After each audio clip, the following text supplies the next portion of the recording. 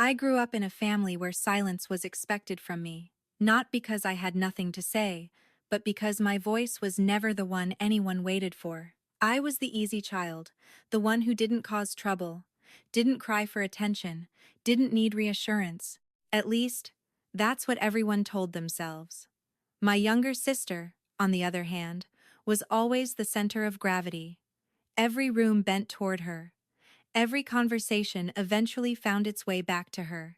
And over time, I learned a painful truth. In my family, there was only space for one success story, and it wasn't supposed to be mine. The night everything broke open started like so many others. A family dinner. Laughter too loud. Praise poured generously, just not in my direction. The reason for the gathering was my sister's big announcement. She had just been promoted to director, and she made sure no one missed a single detail. The title, the power, the admiration. Glasses were raised. Smiles stretched wide. I sat there quietly, nodding when expected, doing what I had trained myself to do for years, take up as little space as possible. Then she stood up. Champagne glass in hand, confidence dripping from every word, she turned toward me. And in front of my parents, my relatives, everyone who shared my blood, she pointed and said, "This is what failure looks like. A complete nobody." The table exploded in laughter. Not shocked laughter. Not uncomfortable laughter. Real laughter, my father chuckled. My uncle leaned back in his chair, amused. My mother murmured something half-hearted. Not a defense, just a weak request to not exaggerate, before changing the subject. No one stopped her. No one looked at me. In that moment, I understood something I had been avoiding my entire life. They weren't blind to what was happening. They were choosing it. What my sister didn't know, what none of them knew, was that I had been living a completely different life outside that dining room. A life I stopped talking about years ago because every achievement of mine felt like an inconvenience to them. And she definitely didn't know where her new director position was about to take her next. Because the very next Monday, she was going to walk into her new office.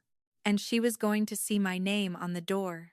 If you've ever been underestimated by the people who were supposed to love you the most, stay with me. Because this story isn't just about revenge, it's about the moment silence finally ends, and the truth steps into the light. My name is Kristen Bowman, and before you decide who you think I am, let me tell you this first.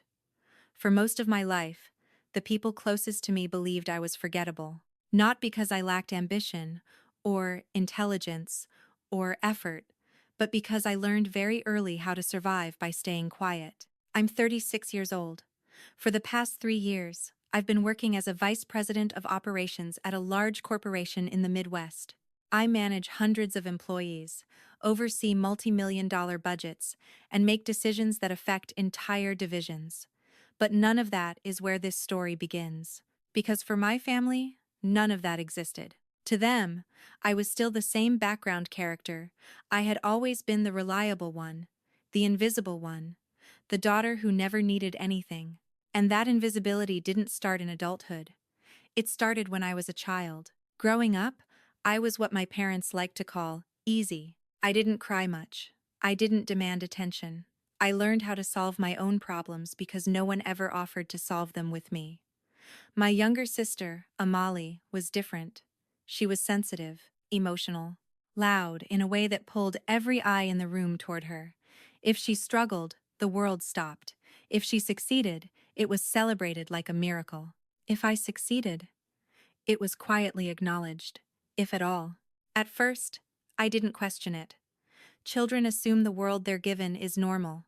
When my parents missed my college graduation because Amelie had a dance recital, I told myself it was understandable. When I got my first management position at 28, and my mother interrupted my announcement to show relatives Amalie's new headshots for her acting portfolio, I smiled and swallowed the disappointment. When every family gathering somehow turned into a stage for Amelie's dreams, fears, and achievements, I learned to clap the loudest and speak the least. Over time, a pattern emerged, one I didn't fully understand until much later. My accomplishments made people uncomfortable. They disrupted the balance. They pulled attention away from the person my parents believed needed it most. So, without anyone ever saying it out loud, we all agreed on a silent rule. My life would stay small in family conversations. My success would remain vague. My struggles would remain private, and my needs would remain unspoken. I didn't stop sharing because I didn't want to be seen. I stopped sharing because every time I tried, the door quietly closed in my face. That's the emotional landscape I was standing on the night everything finally cracked open.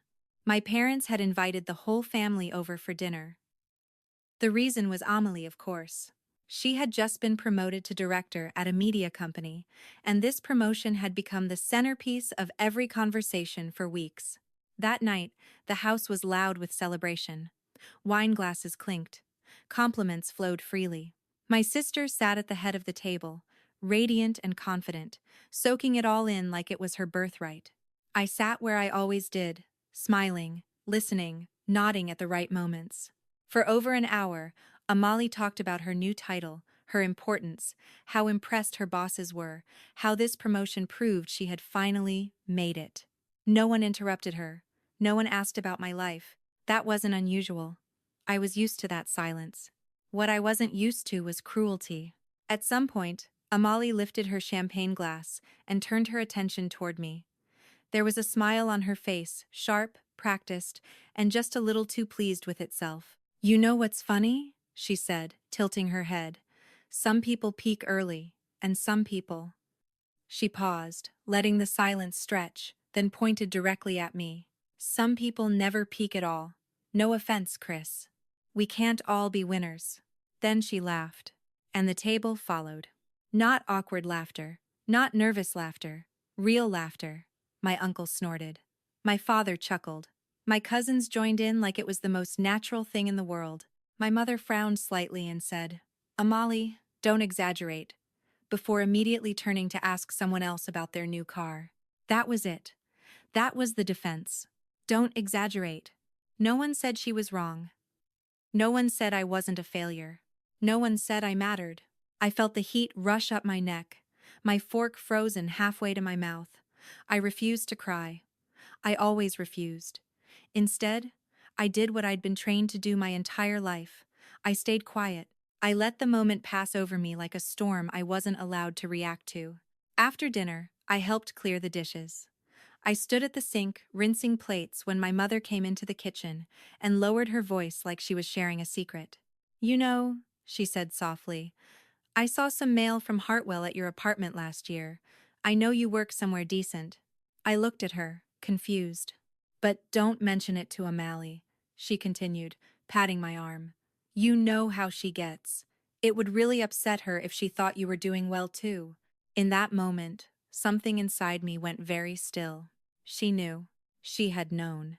And she hadn't kept my success quiet to protect me. She had done it to protect my sister's ego. I didn't argue. I didn't defend myself. There was nothing left to say. I drove home that night in silence, my chest aching with a familiar, nameless pain. About halfway there, my phone buzzed with a notification from our internal HR system. I glanced at it at a red light, expecting nothing important. Instead, I saw the message that changed everything. Employee transfer confirmed. Brighton Media acquisition finalized. New director joining operations department. Name: Amelie Bowman. Start date: Monday. I stared at the screen as the light turned green. Someone honked behind me, but I didn't move. Because my sister had no idea where she was going. She didn't know that Hartwell Corporation was my company. She didn't know that operations was my division. And she definitely didn't know that the sister she had just called a nobody in front of our entire family was the executive responsible for overseeing her entire department. That night, I didn't feel triumphant. I didn't feel angry. I felt something far more dangerous. Calm. And that calm told me this story was no longer about being invisible. It was about what happens when the truth finally has nowhere left to hide. I didn't sleep much that night. Not because I was anxious in the way people usually are before something dramatic happens, but because my mind wouldn't slow down long enough to rest. The notification from HR kept replaying in my head, not like a threat, but like a quiet inevitability. Amali was coming into my world, into my building, into my division, And for the first time in my life, I was standing on solid ground while she was stepping into unfamiliar territory. I spent the weekend doing something I had always been good at, preparing, not plotting, not fantasizing about confrontation, not rehearsing a speech I would never give. I prepared the way I always did, with structure, restraint, and discipline. I reviewed the integration schedule. I reread the onboarding materials. I reminded myself of every reason I had earned my position. Independent of my family, independent of my sister, independent of anyone's approval but my own. At some point late Saturday night, sitting alone at my kitchen table with a cup of coffee gone cold, I made a decision that surprised even me. I would not expose her. I would not embarrass her. I would not confront her about the dinner or the word nobody. I would treat her exactly the way I treated every other employee who came through my department with fairness, distance, and professionalism. No favors, no punishments, just reality. If Amelie failed, it would be because of her choices. If she succeeded, it would be because of her work. That was the only version of this story I could live with. Monday morning arrived quietly. The city was gray, the kind of dull sky that makes glass buildings look sharper, colder. Hartwell Corporation stood the way it always did, confident, without needing to announce itself. When I parked in the executive garage and walked through the lobby, no one looked twice. That's the thing about real authority. It doesn't need an audience. By the time I reached my office, my assistant had already placed the integration files on my desk. Everything was running smoothly. HR was handling orientations. IT was issuing credentials. My role was oversight, not hand-holding. I didn't need to be involved in Amelie's first day paperwork, and honestly, I preferred it that way. From my office window, I watched the parking lot below, and then I saw her.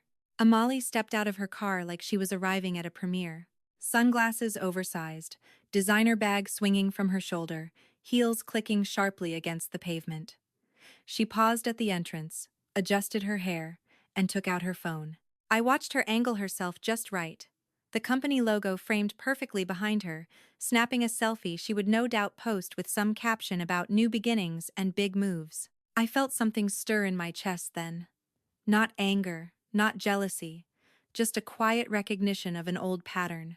She didn't know how to enter a room without performing. She never had. Within minutes, my assistant knocked lightly on my door. "The new director from Brighton has arrived," she said neutrally. "She's already asked if there's a separate elevator for senior leadership and whether her parking assignment can be adjusted." I nodded. Noted. That was all. I stayed in my office. I let her move through the building without me. I let her introduce herself, test boundaries, feel out the space. Hartwell is a large company, but operations is my territory, and eventually, our paths were going to cross. I didn't need to rush it. I had waited my entire life to be seen. I could wait a few more days. Those days passed quickly. Amelie completed her onboarding. She attended meetings or at least logged into them. She received her standard signing authority, the same one every new director gets.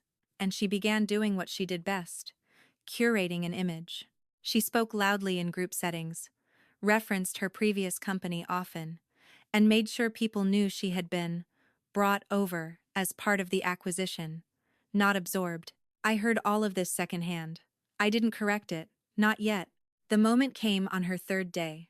I was walking through the executive wing after a budget review when I saw her standing in the hallway with one of the junior analysts. She was laughing, gesturing broadly, telling a story about her past successes, her voice carrying just far enough to draw attention.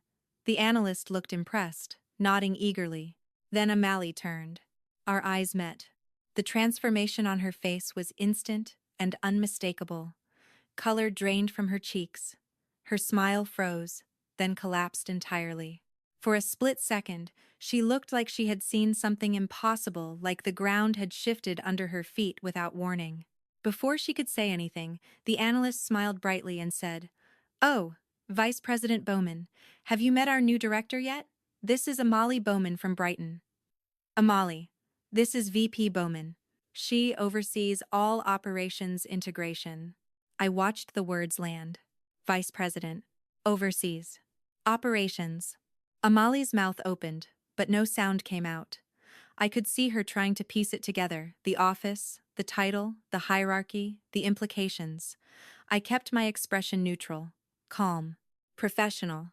"Welcome to Hartwell," I said, extending my hand but not stepping closer. "I trust your onboarding has been smooth. If you need anything regarding protocols or processes, my assistant can point you in the right direction." Then I nodded politely and walked away. I didn't look back.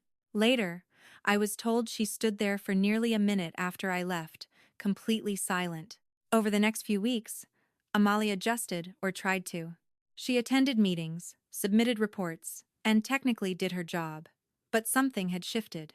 The confidence she had worn so easily at the dinner table now curdled into something sharper, defensive, resentful. She started telling people I was difficult, that I had always been jealous of her success, that I was using my position to make things harder for her. She didn't say it loudly, and she didn't say it directly to me. She said it carefully, just enough to seed doubt without crossing a line. She also began bending rules. Not breaking them outright, she was too smart for that, but bending them enough to cause friction. She bypassed established channels. She scheduled meetings without looping in the right people. She sent emails that were technically professional but laced with condescension, referring to outdated procedures some leaders seem personally attached to. I didn't respond emotionally. I documented everything, every missed protocol, every skipped training, every email that danced just close enough to disrespect to matter. I created a folder on my computer labeled Brighton Integration Notes. It grew steadily. Not because I wanted ammunition, but because I had learned a long time ago that people like Amelie don't stop when confronted, they stop when the system closes in around them. One afternoon, as I was reviewing reports, my assistant told me that Rachel Torres wanted to speak with me privately. Rachel was a senior manager who had also transferred from Brighton. Quiet, capable, the kind of employee whose work speaks even when they don't. She closed the door behind her when she came in and sat down slowly, like the chair might disappear if she trusted it too much. "There's something I need to tell you," she said, her voice steady but strained.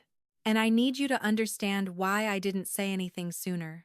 That was when the story began to deepen in ways I hadn't anticipated. Rachel told me about the Meridian Project, the project that had been cited as the primary reason for Amalie's promotion to director. The project Amalie had presented as her own. It wasn't hers. Rachel had developed it from the ground up. The strategy, the client outreach, the financial modeling.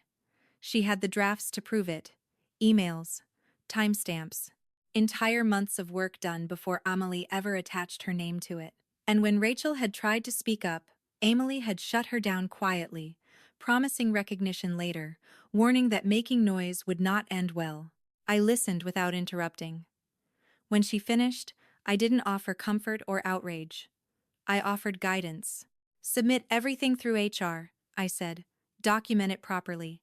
Don't involve me directly. My personal connection complicates this, and I don't want anything to undermine your credibility." Rachel nodded. Relief flickered across her face, mixed with fear. When she left, I sat alone in my office for a long time, staring out at the city below. The truth was no longer theoretical, it was documented, structured, real. And somewhere, deep inside me, a realization settled with unsettling clarity. This was never about one cruel comment at a dinner table. This was about what happens when someone builds their identity on taking space that was never theirs to begin with, and the system was about to notice. The days after Rachel left, my office passed with an uneasy calm. On the surface, everything looked normal. Meetings happened, reports were submitted, emails were exchanged with polite greetings and professional sign-offs. If someone had glanced at our department from the outside, they would have seen a smooth post-acquisition integration, exactly the kind of transition Hartwell prided itself on. But underneath that surface, something was tightening. Amalie didn't confront me. She didn't knock on my door demanding explanations or apologies. Instead, she shifted into a quieter form of resistance, one I recognized instantly, because I had lived with it my entire childhood. She became selectively cooperative. She followed instructions just closely enough to claim compliance, while constantly testing how far she could lean without falling. She began bypassing standard protocols in small ways that, on their own, might have looked harmless. Reports submitted through alternative channels. Meetings scheduled without looping in the required stakeholders. Requests framed as assumptions rather than questions.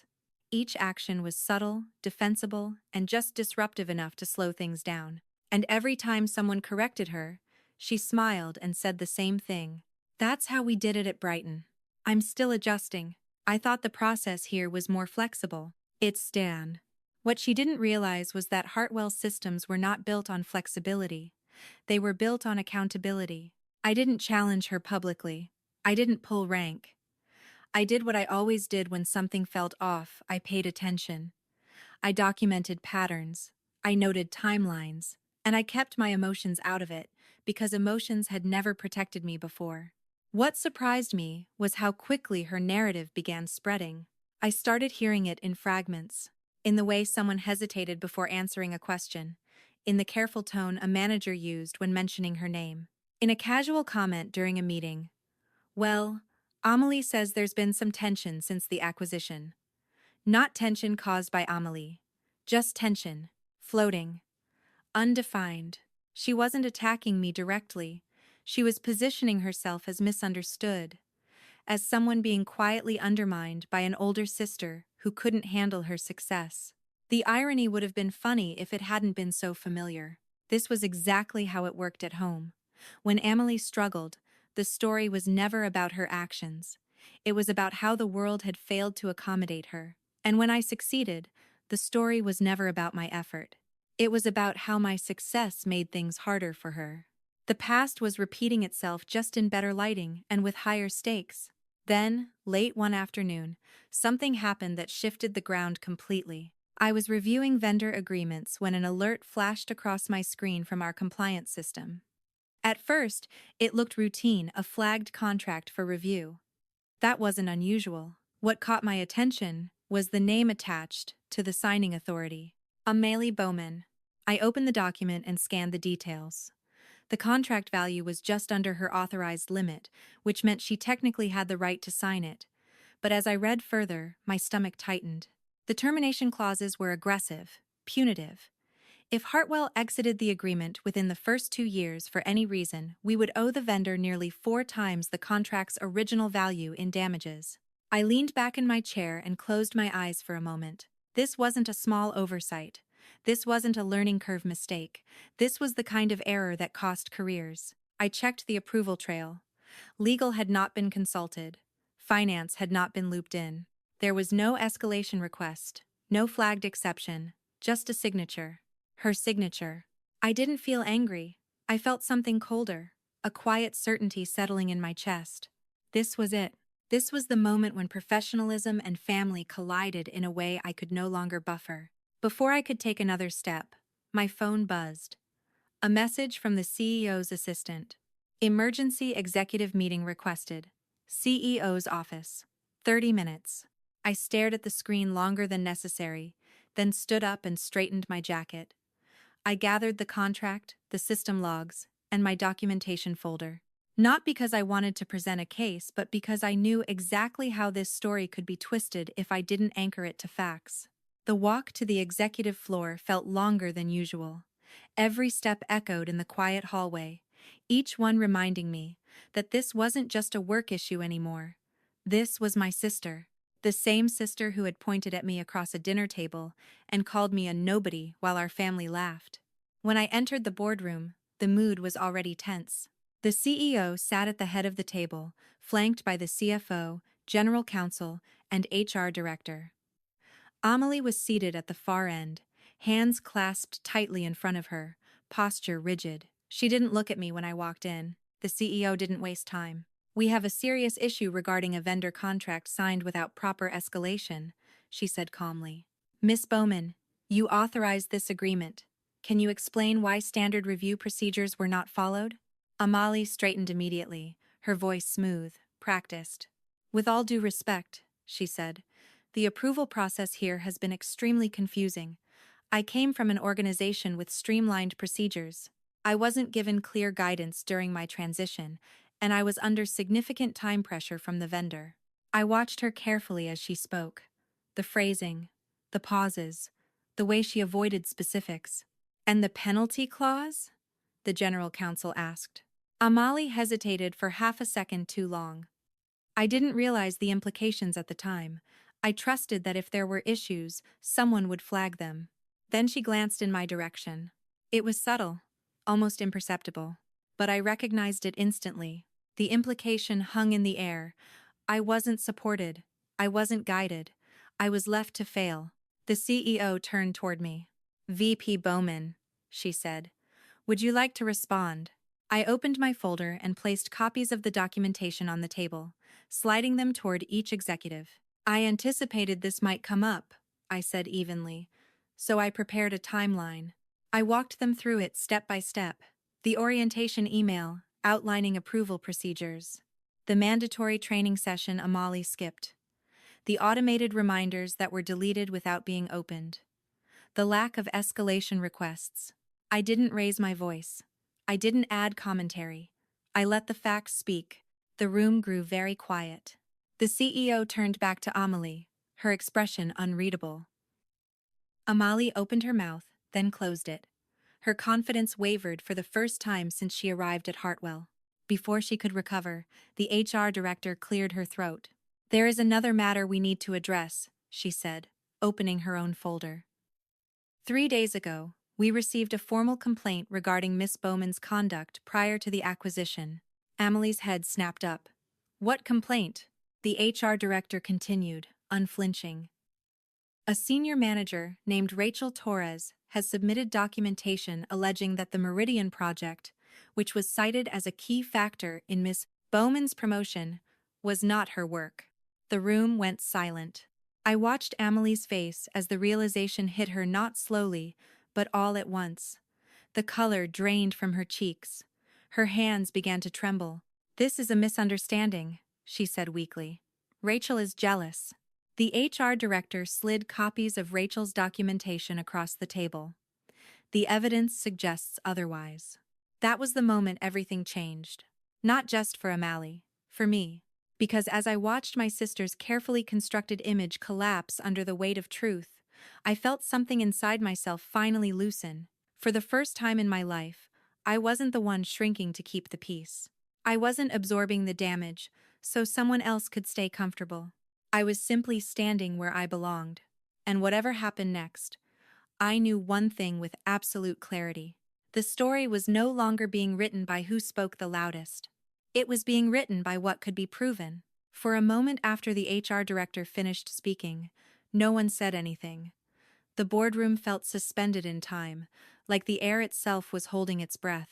I could hear the faint hum of the building's ventilation system, the distant sound of phones ringing somewhere far below us, and beneath it all, the uneven rhythm of Amelie's breathing as she struggled to keep herself together. She looked smaller than I had ever seen her.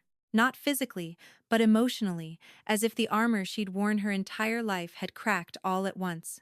Her hands, which had been clasped so tightly moments earlier, now trembled openly on the table. The confident director who had walked into Hartwell like she owned the place was gone. In her place sat a woman exposed in front of people who had no emotional investment in protecting her. "This isn't true," she whispered, though her voice lacked conviction. "Everyone at Brighton knew the Meridian project was mine." The HR director didn't argue. She didn't need to. She simply gestured toward the documents, spread neatly across the table drafts with Rachel's name, timestamps predating Amelie's involvement, emails that told a very different story from the one Amelie had been selling. Evidence has a way of draining the fight out of denial. And I watched that happen in real time. The CEO leaned back in her chair, her expression calm but sharp. She studied Amelie for a long moment. Not with anger, but with the kind of focus that suggests a decision is already forming. "Miss Bowman," she said finally, "is there anything you would like to add before we proceed?" Amelie's composure collapsed. The tears came suddenly, spilling over before she could stop them. She brought her hands up to her face, her shoulders shaking as a quiet sob escaped her throat. It wasn't theatrical. It wasn't manipulative. It was raw and messy and unmistakably real. "You don't understand," she said, her voice breaking as she lowered her hands and looked around the room. Then, for the first time since the meeting began, she looked directly at me. None of you understand what it was like growing up like that. The room remained silent, but something shifted. This was no longer just a compliance issue, it was a human one. My whole life, she continued, wiping at her face with the back of her hand. Everyone said Kristen was the strong one, the smart one, the one who could handle anything, and I was always the one who needed help. Extra time, extra encouragement. They treated me like I would fall apart if they didn't hold me up every second. Her voice cracked again. I believed them. I believed there was something wrong with me, something weak, and I was terrified of proving them right. Dater. I sat very still, my hands folded neatly in front of me. I hadn't expected this. I had prepared myself for anger, blame, deflection, even accusations, but not this kind of confession. So I did whatever I had to do, Amelie went on, her words tumbling out faster now. I took credit when I shouldn't have. I pushed people down when I felt threatened. I told myself I deserved it because I needed it more. Because if I didn't keep winning, everyone would see that I wasn't enough. It's another Jang. She swallowed hard. I was always competing with you, even when you weren't competing with me at all. The weight of that landed heavily in my chest. For the first time in my life, I wasn't looking at my sister as the golden child who stole all the attention. I was looking at someone shaped damaged by the same family dynamic that had erased me, just in the opposite direction. Where I had been made invisible by neglect, she had been made fragile by overprotection. Neither of us had walked away unscathed. The CEO let the silence stretch, giving the room space to absorb what had just been said. Then she turned toward me. VP Bowman, she said evenly, you have a personal relationship with the employee in question. I'll need you to formally recuse yourself from any decision regarding her employment status. I nodded immediately. I had expected that.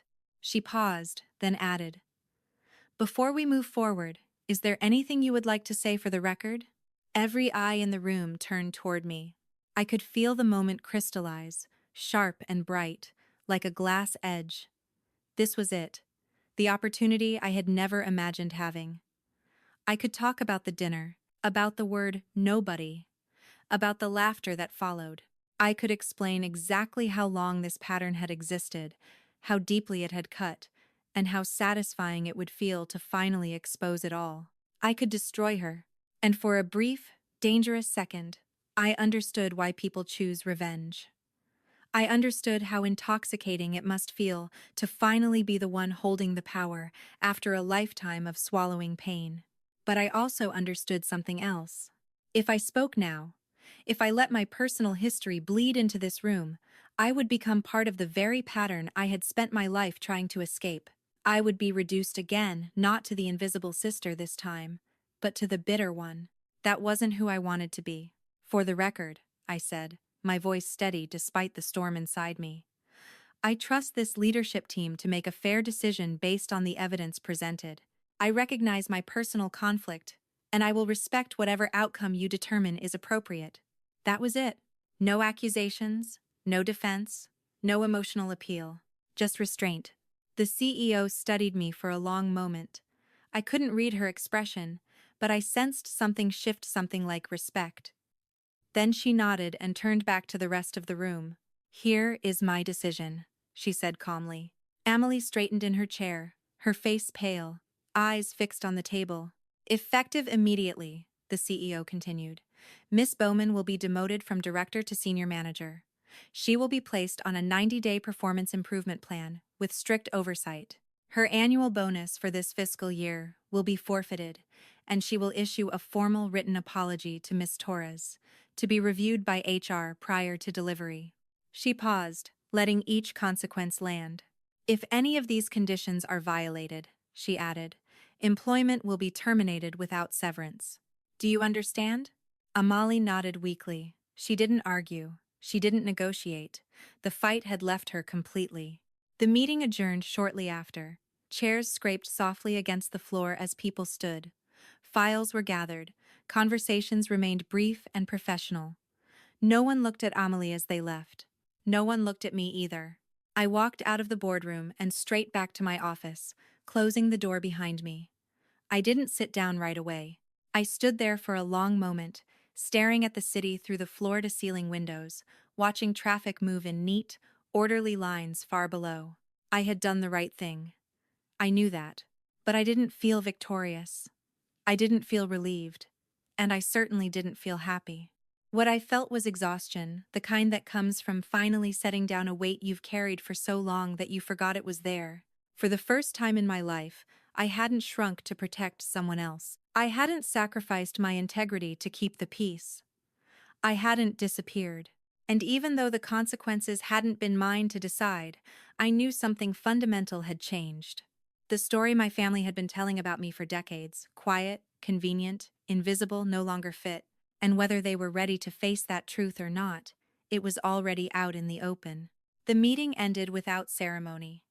There was no dramatic closing line, no lingering confrontation, no last look exchanged across the table. People gathered their folders, nodded politely, and filed out of the boardroom as if what had just happened were only another difficult business decision. That was the strangest part to me, not that my sister's career had just been dismantled in front of me, but that the world kept moving as if nothing extraordinary had occurred. I walked back to my office alone.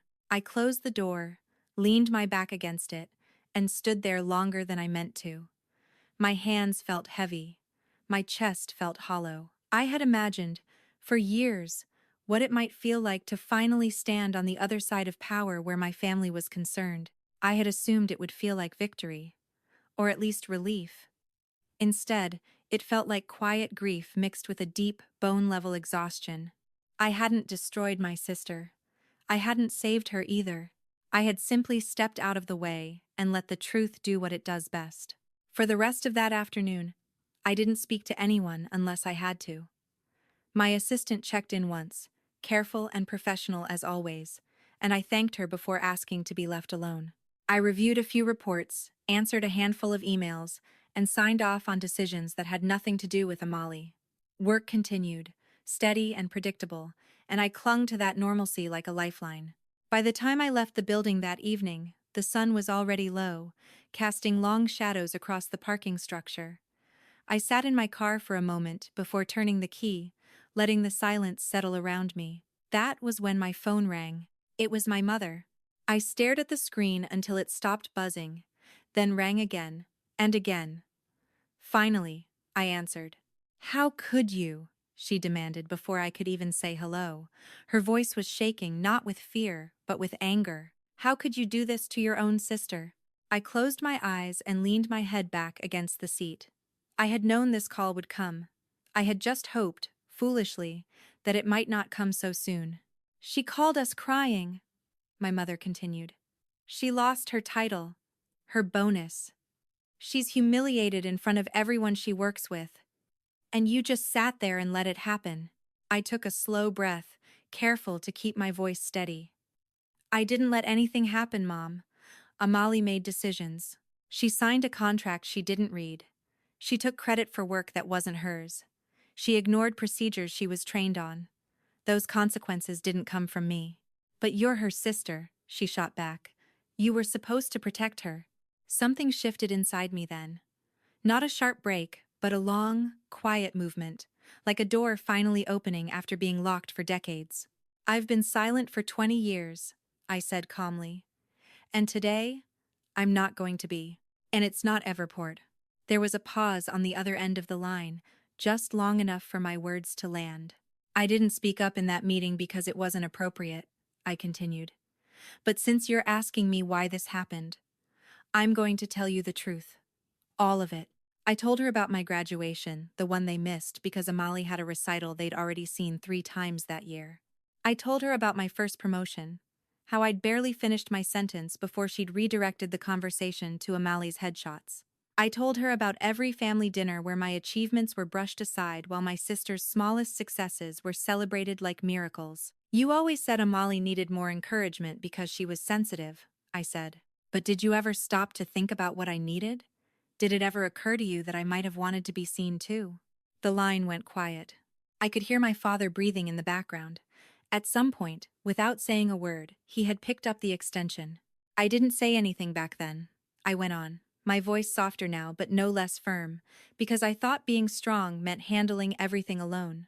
I thought that was my role, the responsible one, the one who doesn't complain, the one who doesn't need anything. I paused, then said the part I'd never planned to say out loud. Do you remember when the roof was repaired 3 years ago? I asked. You thought the contractor gave you a discount because he knew Dad from church. He didn't. I paid for it. My mother gasped softly. And Dad's knee surgery, I continued. You thought insurance covered the rest. It didn't. I covered it anonymously through the hospital. And Amali's MBA, there was no scholarship. I created a fake award letter and paid the tuition myself because I didn't want her to drop out, and I didn't want you to feel like you'd failed her. The silence on the line was no longer empty. It was heavy. But you never said anything, my father finally said. His voice was rough, uncertain. Every time I tried, I replied. You changed the subject back to Amali. So I stopped trying. I helped quietly, from the shadows, because that was the only place you ever gave me. Neither of them spoke. I love this family, I said. I always have. But I will not keep sacrificing in silence while being treated like I don't matter. If you want me in your lives going forward, you need to see me not as Amelie's sister, not as the backup, but as Kristen, as who I actually am. I waited. For the first time in my life, my parents didn't rush to defend Amalie. They didn't minimize my words or explain them away. They didn't tell me I was being dramatic. They had nothing to say. When I hung up, my hands were shaking. I sat there in my car until the shaking stopped, until the world felt solid again. I didn't feel relieved. I didn't feel victorious. I felt empty. Like I had finally put down something I'd been carrying for so long that I'd forgotten it wasn't part of me. The days that followed were strangely quiet. At work, Amalie kept her head down. She did her job. We spoke only when necessary. Our conversations strictly professional, stripped of history and emotion. I didn't reach out to my parents. They didn't call me again. And in that silence, something unexpected happened. I began to breathe. For the first time in my life, I wasn't waiting for my family to notice me. I wasn't measuring my worth by how well I stayed out of the way. I had said what needed to be said, not to punish anyone, but to finally exist as myself. Whatever came next, reconciliation, distance, change, or none of the above, I knew one thing with absolute certainty. I was done being invisible. And no matter how this story unfolded from here, I would never again disappear to make someone else feel comfortable. The silence that followed my call with my parents lingered longer than I expected, not as an absence, but as a presence thick, unfamiliar, and oddly revealing. For the first time in my life, no one was asking me to smooth things over. No one was demanding explanations, apologies, or emotional labor. The space around me felt raw, but it also felt honest. At work, the rhythm returned quickly. Hartwell had a way of absorbing disruption and continuing forward, like a river adjusting its course around a fallen tree. Meetings resumed. Deadlines pressed in. Decisions needed to be made. And in the middle of all that motion, Amalie and I existed in a strange, carefully managed orbit around each other. She kept her head down. She arrived early, left late, and spoke only when necessary. The confidence she once wore so easily had been replaced by something tighter and more guarded. She followed procedures now, every single one. Emails were careful, reports were thorough. She no longer tried to bypass systems or charm her way around obstacles. In many ways, she had become the model employee she always claimed to be. We spoke only in professional contexts. Short exchanges in meetings, brief acknowledgments in the hallway. Polite, distant, restrained. There were no personal conversations, no attempts to revisit the past, and I didn't push for any. I had learned the hard way that forcing resolution before someone is ready only creates another version of the same harm. Still, the tension didn't disappear. It just changed shape. I noticed it in the way people watched us during meetings, as if expecting something dramatic to happen at any moment. I heard it in the careful neutrality of questions directed at me when Amalie's name came up. No one said anything outright, but curiosity has a way of vibrating under the surface. Stories had already begun circulating, half-truths stitched together by imagination. I didn't correct them. That wasn't my job. What mattered was the work, and despite everything, the work was getting done. The integration moved forward, departments aligned, metrics stabilized. On paper, it was a success. But beneath that success, something quieter was unfolding, something I hadn't anticipated. Rachel Torres came into my office again, about 2 weeks after the executive meeting. This time, she didn't look afraid. She still looked serious, but the tension that had once pulled her shoulders inward was gone. She stood straighter now, more grounded. "I wanted to thank you," she said once the door was closed. "For what?" I asked, already knowing the answer but wanting to hear it anyway. "For not making this about you," she said simply. "You could have. A lot of people would have." I considered that for a moment. "It wasn't my story to tell," I replied. "It was yours." "Eza." She nodded. "HR reviewed everything. They told me the outcome wouldn't have been possible without the way it was handled." After she left, I sat quietly, thinking about how often I'd been taught that strength meant silence, that dignity meant endurance, that being the bigger person meant absorbing damage without complaint. And yet, here was proof that strength could also look like boundaries, restraint, and choosing not to center yourself in someone else's reckoning. Outside of work, my life had grown quieter too. Evenings stretched longer without the familiar interruption of family calls or obligations. I cooked for myself more often. I slept better. I went for walks after work, letting the city unwind me instead of rehearsing conversations that would never happen. The absence of constant emotional vigilance felt strange at first, like walking without a brace you didn't realize you'd been leaning on. One night, as I was sorting through mail at my kitchen counter, I found an envelope with my sister's handwriting on it. I stared at it longer than I probably should have. It wasn't dramatic, no bold declarations, just my name written carefully across the front. No return address, I recognized. My first instinct was to set it aside, unopened. Some part of me wanted to preserve the distance, to keep the silence intact. But another part, the one that had finally learned to listen to itself, knew that avoiding it wouldn't make it disappear. I opened it slowly. The letter was short. No excuses, no justifications, no attempt to shift blame or soften what had happened. She wrote that she knew she had hurt me, that she had replayed that dinner in her mind more times than she could count. That losing her title had forced her to confront things she had avoided her entire life. Her fear of being ordinary, her dependence on approval, her habit of measuring her worth against mine. She didn't ask for forgiveness. She asked if I would meet her, not immediately, not to talk everything through, just to sit down, somewhere neutral, and let her say a few things she had never learned how to say out loud. At the bottom of the page, in smaller handwriting, she added one final sentence. "I don't know who I am without the competition anymore, and that scares me." I folded the letter and set it down. I didn't answer right away. Over the next few days, I thought about what it would mean to meet her, not as her supervisor, not as her rival, not as the invisible sister or the golden child, but as two adults, shaped by the same environment, in different, equally damaging ways. I thought about how much of my life had been spent reacting instead of choosing. How often I had said yes when I meant no. How many times I had stayed silent because speaking felt dangerous. And I realized something that surprised me. For the first time, I wasn't afraid of what would happen if I said no. That freedom mattered more than the decision itself. So, when I finally replied, my message was simple. "I'm not ready to talk about everything, but I'm willing to listen. Let me know when and where." Her response came quickly. A time, a place, no pressure, no expectation. At work, nothing changed immediately. Amelie continued doing her job. I continued doing mine. The systems held, the boundaries held. And slowly, without any grand announcement, the story that had once revolved around us began to lose its grip on the room. People moved on. In the quiet spaces between meetings and emails, I began to understand something fundamental. This phase of my life wasn't about reconciliation or distance. It wasn't about punishment or redemption. It was about agency, about choosing how much access people had to me, about deciding, consciously, who I showed up for and why.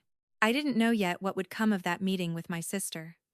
I didn't know if it would lead to healing, or simply closure, or something messier in between. But for the first time in my life, the uncertainty didn't feel like a threat. It felt like possibility. And as I stood in my office one evening, watching the city lights flicker on, one by one below me, I understood that whatever happened next, whatever words were spoken or left unsaid, I would walk into it as myself. Not invisible, not diminished, not competing for space that was never meant to be scarce. Just present. And that, I realized, was more powerful than anything I had ever been taught to want. The park was quieter than I remembered it. Not empty, just subdued, as if the world itself had decided to lower its voice. The oak tree near the old playground still stood where it always had, its branches spreading wide, stubbornly familiar. I arrived a few minutes early and chose a bench with a clear view of the walking path, more out of habit than caution. For most of my life, I'd learned to position myself so I could see things coming. Amali was already there when I noticed her, sitting at the far end of another bench, hands folded in her lap. She wasn't scrolling through her phone. She wasn't performing. She just sat there, shoulders slightly rounded, staring at the ground like someone waiting for a verdict. When she looked up and saw me, she stood immediately, then hesitated, unsure whether to step closer. "Thank you for coming," she said. "I wasn't sure I would," I replied honestly. She nodded, as if she'd expected that answer. We sat down with a careful distance between us, the space heavy with years of things never said. For a moment, neither of us spoke. The wind pushed a swing gently, its chains creaking softly, and the sound landed somewhere deep in my chest, tugging at memories I hadn't planned to revisit. "I've been thinking a lot," Emily began, her voice quiet but steady. "About the meeting, about work, about what I said at dinner." She swallowed. "I keep replaying that moment. The way I pointed at you. The way everyone laughed." She didn't look at me when she said it. She stared straight ahead, as if she needed distance from the words to keep going.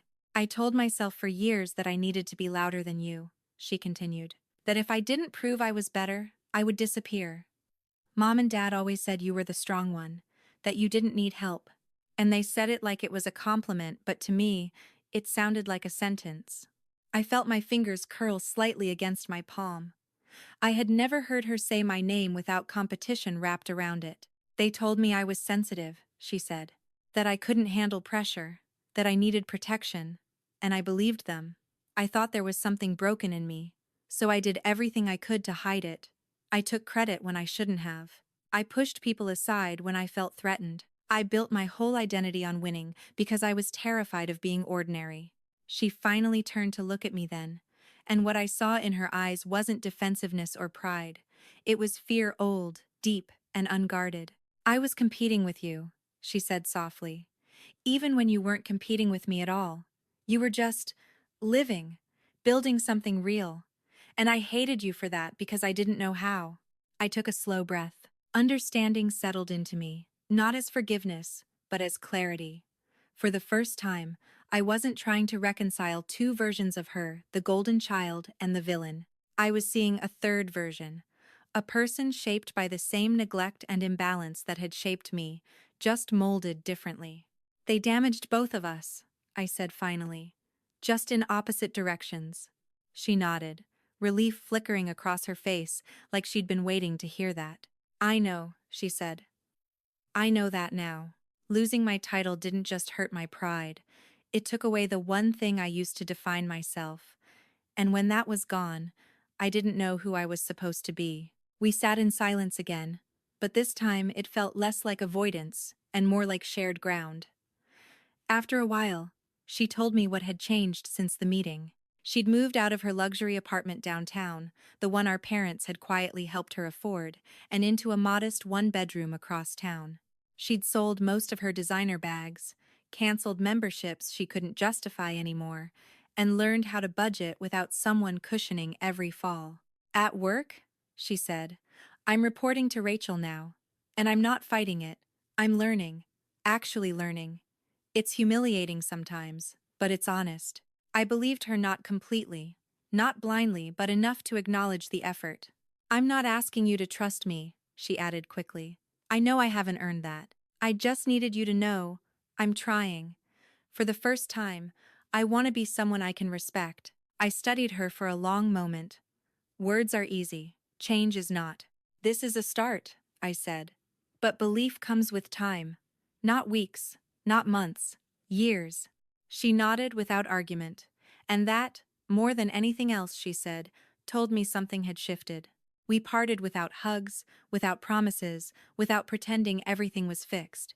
And strangely, that made it feel more real. I walked back to my car lighter than I had expected, not because the past was resolved, but because it was no longer pressing its weight into every step.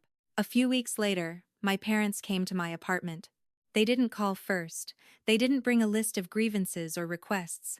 They showed up with a bottle of wine and an old photo album I didn't recognize. We sat together on my couch, awkward and quiet, until my mother opened the album and began turning pages. Pictures I had never seen before stared back at me. Me at a science fair, grinning with a ribbon in my hand. Me at a spelling bee, arms raised in triumph. Me at graduation, standing at a podium I barely remembered because no one had talked about it afterward. I kept these, my mother said softly. I don't know why I never showed them to you. Her voice trembled. I was so focused on making sure Amali felt okay that I stopped making sure you felt seen. That was wrong. And my father cleared his throat, his hands folded tightly in his lap. You carried too much alone, he said. We failed you. I don't know how to make that right, but we want to try. I didn't cry. I just listened. And for the first time, I believed they weren't performing remorse, they were confronting it. 2 months later, I was promoted to senior vice president. The announcement came during an all-hands meeting, my leadership during the integration cited as an example of integrity under pressure. Applause filled the room. My team sent flowers to my office. Recognition arrived not as a rescue, but as confirmation of something I had already built. That evening, I sent Amelie a small package. Inside was a book with a handwritten note tucked into the front. I didn't expect a response. But the next afternoon, my phone buzzed. Rachel praised my work today, her message read. First time I've been recognized for something I actually did. Thank you for not giving up on me. I looked out at the city from my office window, the skyline glowing as dusk settled in, and understood something I hadn't before. Real strength isn't about revenge. It isn't about winning or being proven right. It's about standing still in your truth and letting the world adjust around it. Some people change, some don't. What matters is that you stop shrinking to make space for others who refuse to grow. I spent 36 years waiting to be noticed, and when it finally happened, it wasn't because I tried harder, it was because I stopped waiting. If you see yourself in this story, if you've ever been the quiet one, the overlooked one, the person who carried more than their share, I want you to know this. You don't need permission to matter. You don't need applause to be worthy. Sometimes the bravest thing you can do is speak once, clearly, and then live like you were heard. Because you were, even if it took the world a while to catch up. Time didn't rush to reward any of us after that meeting in the park. There was no sudden peace, no dramatic reconciliation montage where everything snapped neatly into place. What followed instead was something quieter and far more uncomfortable. Consistency. Change, when it's real, doesn't announce itself. It shows up slowly, in repeated choices that don't demand applause. At work, Amali kept her head down and did exactly what she said she would do. She arrived early, stayed focused, and asked questions instead of making assumptions. She reported directly to Rachel now, and to her credit, she never tried to undermine that structure. I watched from a distance, not out of suspicion, but out of necessity. I had learned that trust isn't rebuilt through proximity. It's rebuilt through time. We didn't speak outside of required professional interactions. When we crossed paths in the hallway, we exchanged polite nods. Nothing more. No tension, but no warmth either. It was a fragile neutrality, and for the first time, that felt appropriate. We were no longer trying to force ourselves into roles we hadn't chosen. Work, meanwhile, had a way of pulling me forward, whether I was ready or not. The integration project accelerated. New deadlines appeared, executive reviews stacked up, and slowly, without any conscious decision on my part, my identity began shifting not as someone reacting to family dynamics, but as someone fully rooted in her own life. One evening, about a month after the boardroom meeting, my assistant stopped by my office as I was packing up. "The CEO asked me to let you know she'd like to see you tomorrow morning," she said. "No agenda listed." I nodded, unsurprised but curious. The next morning, I sat across from Margaret Hayes in her office, sunlight streaming through the tall windows behind her desk. She didn't waste time with small talk. "I wanted to talk to you without an audience," she said. "What you navigated during the Brighton integration wasn't just a professional challenge, it was personal, and you handled it with restraint and integrity that's rare." I listened, careful not to let the old instinct to deflect praise take over. "We're going to be announcing some leadership changes next quarter," she continued. "I want you to know that your name is at the top of that list." The words settled slowly, not because I didn't believe I deserved them, but because for so long, recognition had been something that existed only outside my family, never fully landing. I thanked her, left her office, and went back to my desk without telling anyone. I didn't need to share it yet. I had learned the difference between secrecy and privacy. A few weeks later, my parents came to see me. They called first this time. They didn't ask for help. They didn't mention Amali's struggles. They asked if they could come over and talk. Just talk. I said yes, cautiously. When they arrived, my mother carried a worn leather-bound photo album. She held it like it might fall apart in her hands. We sat together in my living room, the same space they had rarely visited before, and she opened it slowly. Inside were pieces of my life I didn't even know they had saved. Me at a science fair, beaming beside a homemade display. Me holding a certificate at a spelling bee. Me in a cap and gown, standing at a podium during my valedictorian speech. Moments I had assumed disappeared into the background the same way I always did.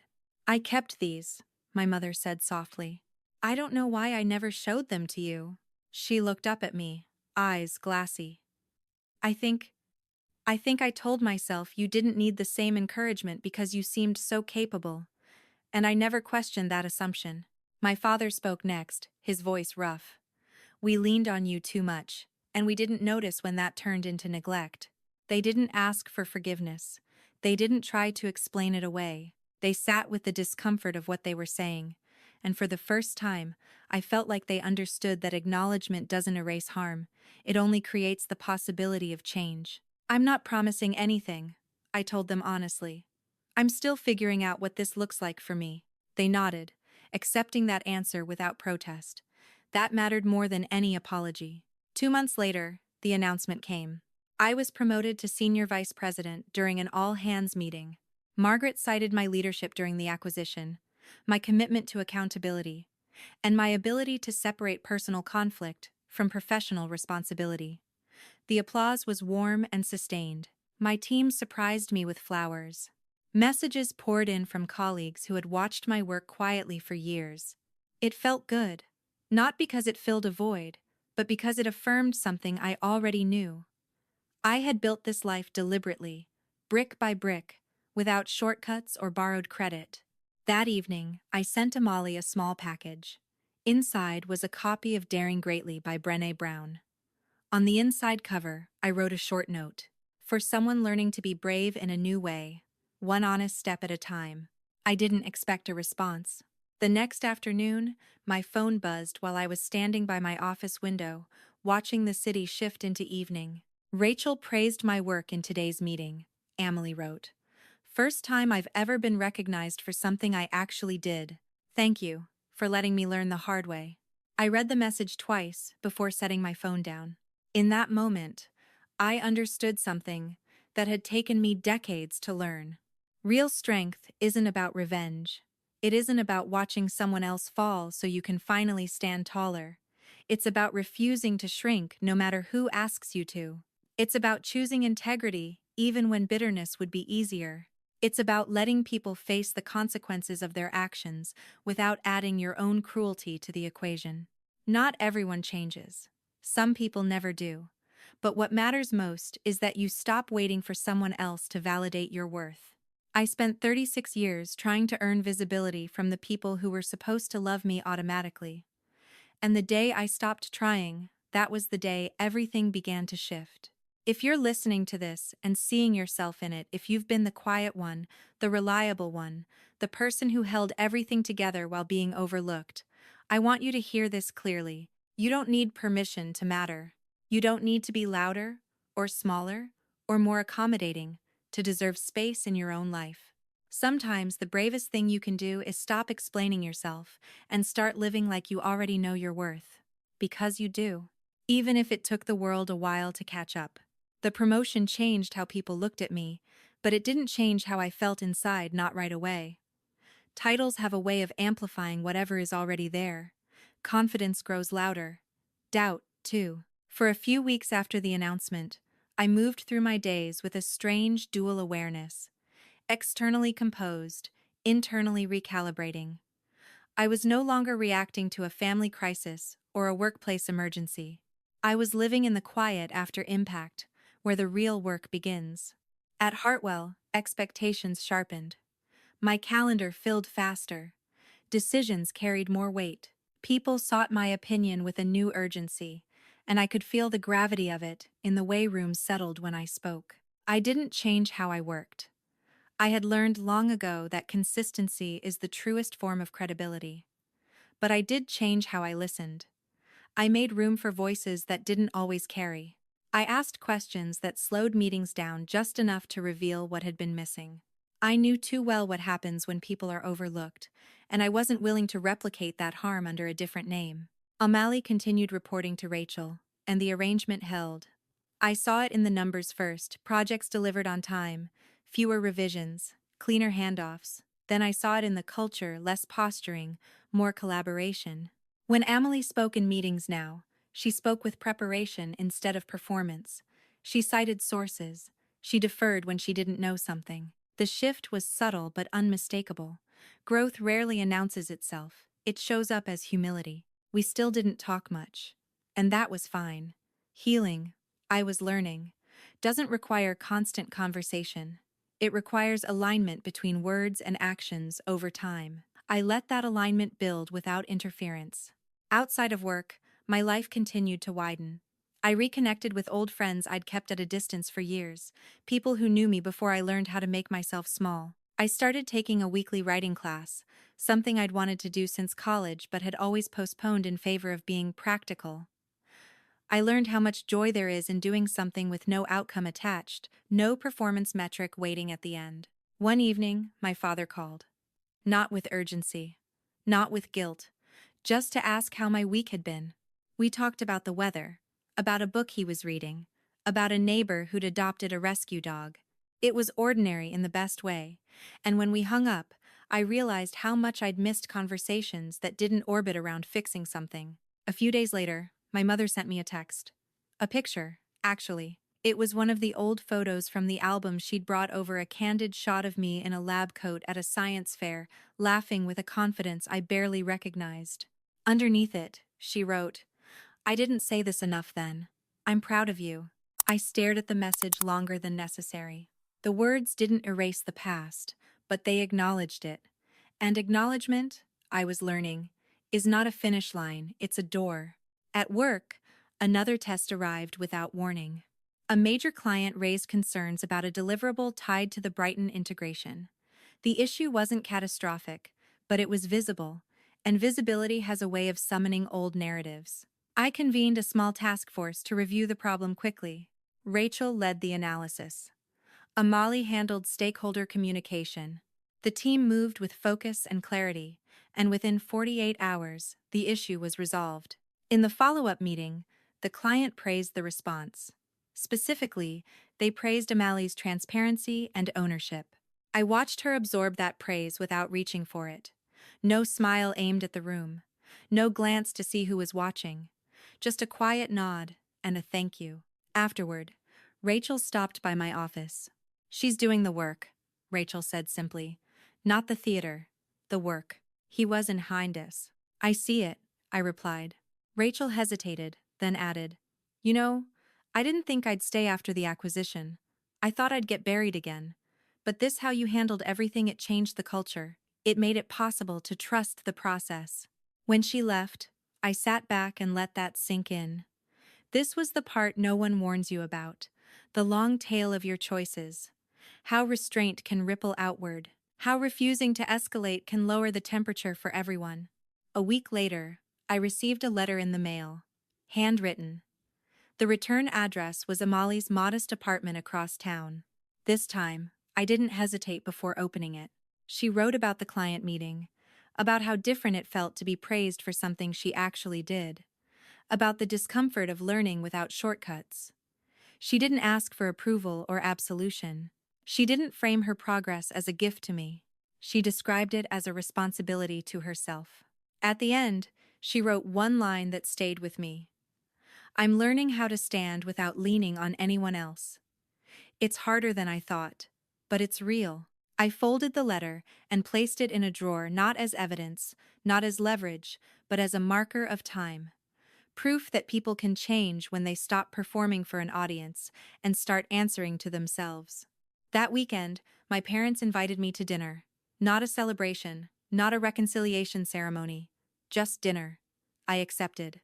The table felt different this time. Smaller, quieter, no speeches, no comparisons. When my mother asked about my work, she listened without interrupting. When my father asked a follow-up question, it wasn't to redirect the conversation, it was to understand it. Amali wasn't there. That absence was intentional, and it mattered. We were learning, all of us, how to relate without triangulation. On my way home that night, I took a longer route through the city, letting the lights blur past. I thought about the dinner where everything began, the laughter, the word nobody, the way I'd swallowed myself to survive. I thought about how far that version of me felt now. Not erased, but integrated. Honored. The truth is, I didn't get a dramatic ending. There was no moment where everyone clapped and said they were sorry in perfect unison. There was no guarantee that old patterns would never resurface. Families are ecosystems. They change slowly, unevenly. But I had something better than certainty. I had agency. I had learned how to choose silence without erasing myself, and how to speak without burning everything down. I had learned that dignity doesn't need witnesses, and that justice doesn't require cruelty. Most importantly, I had learned that being seen begins with seeing yourself clearly, without apology. If you've stayed with me this far, maybe it's because some part of this story feels familiar. Maybe you've been the reliable one, the quiet one, the person who carried weight no one noticed because you never dropped it. I want you to know this. You don't have to wait for a reckoning to claim your life. You don't have to be underestimated to be powerful. And you don't have to turn pain into spectacle to turn it into purpose. Sometimes the bravest chapter is the one where nothing explodes, where you simply keep going, aligned with your values, letting the world learn how to meet you where you stand. That's where I am now. Still learning, still choosing, still standing. And for the first time, doing it without disappearing. There was a moment, a few weeks after that quiet dinner with my parents, when I realized the story still wasn't finished.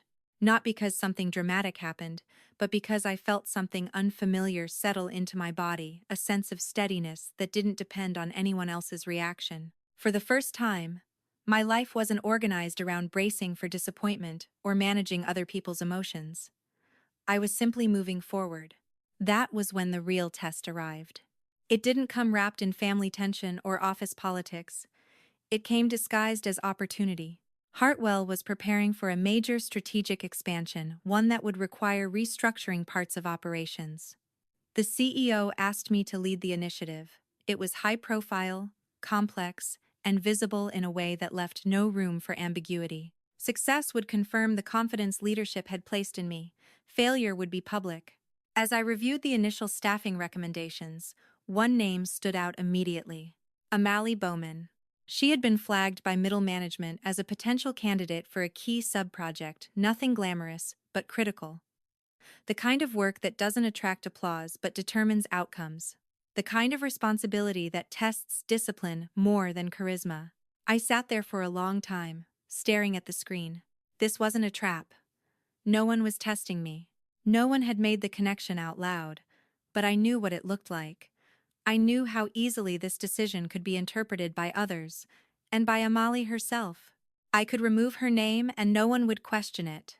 Given our history, it would even seem reasonable, safer, cleaner. But safety had never led to growth, only avoidance. So I left her name where it was.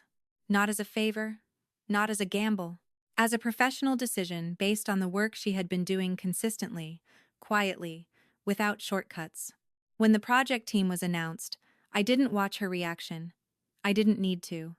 I trusted the structure I had put in place. Clear expectations, clear accountability, no special treatment in either direction. The first week went smoothly. Updates came in on time. Questions were asked early instead of after problems had already formed. The work moved forward with an efficiency that felt earned, not forced. Then, midway through the second week, an issue surfaced. A data discrepancy small, but significant enough to cascade if ignored. The kind of problem that reveals how someone handles pressure when no one is watching. I flagged it and requested a review. Amali came to my office for the first time since everything had happened. She knocked softly, waited. I invited her in. She stood there for a moment, visibly gathering herself, before speaking. I wanted to address the discrepancy directly, she said. It's my responsibility. She didn't make excuses. She didn't shift blame. She explained what had happened, what she had already corrected, and what safeguards she had put in place to prevent a repeat. As she spoke, I felt something unexpected rise in my chest. Not pride, not resentment, but recognition. This was what accountability looked like when it wasn't performative. Thank you for addressing it quickly, I said. Keep me updated. That was the entire conversation. When she left, I sat there thinking about how different this moment felt from every version of our past. No power struggle, no need to prove anything, just two professionals occupying their roles honestly. The project moved forward. Deadlines were met. The expansion plan exceeded initial projections. Leadership took notice.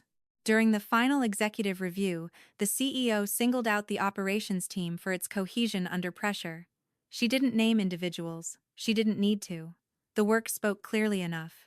After the meeting, she stopped me in the hallway. I want you to know something, she said. The way you lead, how you create structure without control, it's changing the culture here. I thanked her, but what stayed with me wasn't the compliment. It was the realization that leadership didn't have to look like dominance. It could look like restraint, like trust, like letting people rise or fall on the strength of their own choices. That evening, I received a message from Amali. I wanted to say thank you, she wrote. Not for the opportunity, but for not taking it away. I know you could have. I stared at the screen for a moment before replying.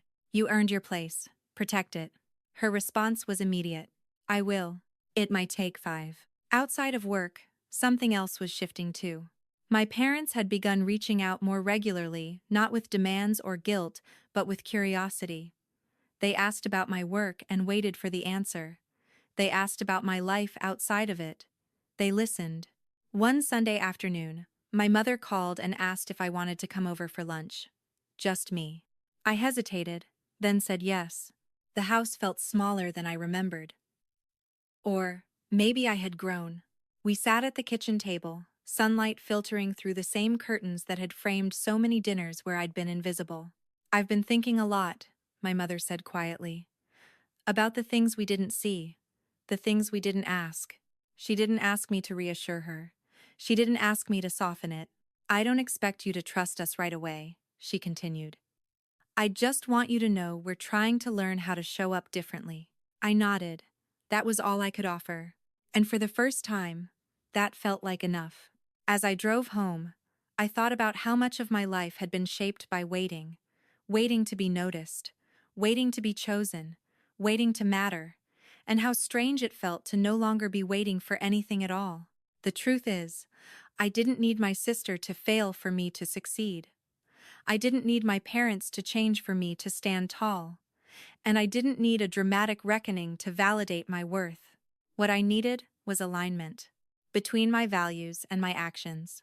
Between my voice and my silence. between who I was and how I lived. That alignment didn't erase the past.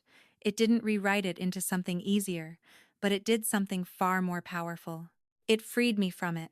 If you've ever found yourself holding back not because you weren't capable, but because you were afraid of what stepping forward might disrupt, I want you to hear this. Growth doesn't always come with fireworks. Sometimes it arrives quietly, disguised as a choice no one else sees.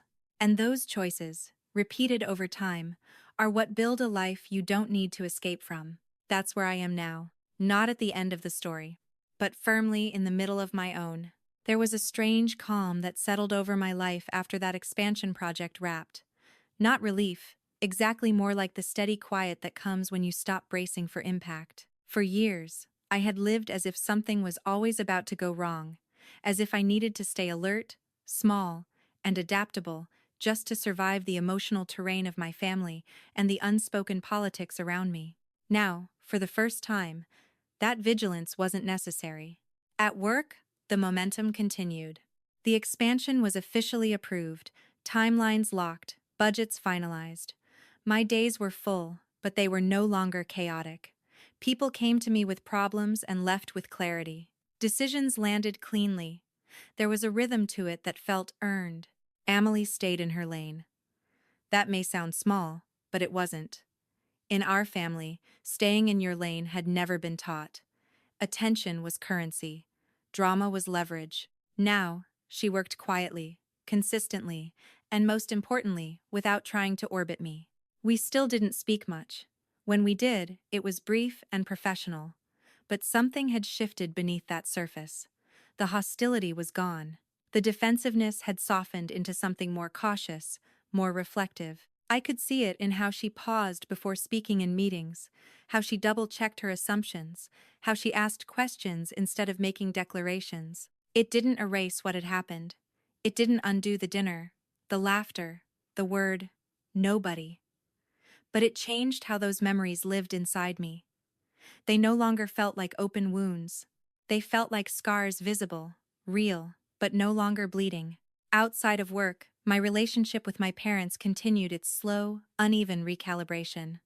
There were good weeks and awkward ones, conversations that flowed easily, and others that stalled under the weight of everything we hadn't yet learned how to say. I didn't rush it. I had spent too much of my life forcing things to feel fine before they actually were. One evening, my father asked if I wanted to go for a walk, just the two of us. It was a simple invitation, but it stopped me cold. My father had never asked for time alone with me. Not like this. He had always been present in a practical way, fixing things, offering advice when asked, but emotionally, he had kept a careful distance. We walked through the neighborhood near their house, the air cool and still. For a while, neither of us spoke. Then he cleared his throat. "I've been thinking about something you said," he began. "About how you stopped trying to talk because we kept changing the subject." I waited. "I didn't realize how often we did that," he continued. "And once I did, I couldn't stop seeing it." He slowed his pace, then stopped entirely. "I thought being proud of you meant trusting you'd be okay without us. I see now how wrong that was." I didn't respond right away. I let the words settle. When I finally spoke, my voice surprised me with how steady it was. "I didn't need you to fix anything," I said. "I just needed you to notice." He nodded, eyes fixed on the pavement. "I'm trying to learn how to do that now." That was all he said, and it was enough. A few days later, something unexpected happened at work. During a routine leadership review, one of the directors brought up an issue with a cross-functional handoff. It wasn't critical, but it had caused some frustration. As the discussion unfolded, I noticed something quietly remarkable. Amali took responsibility for the gap without prompting. She didn't justify it. She didn't contextualize it with external factors. She said, plainly, "That one's on me." I assumed alignment instead of confirming it. "I've already adjusted the process." "There's please." The room moved on. But I didn't. Because that single sentence represented something I had never seen from her before. Not humility as performance, not accountability as damage control, just ownership. Later that afternoon, she sent me a brief email. I wanted you to hear it directly from me, she wrote.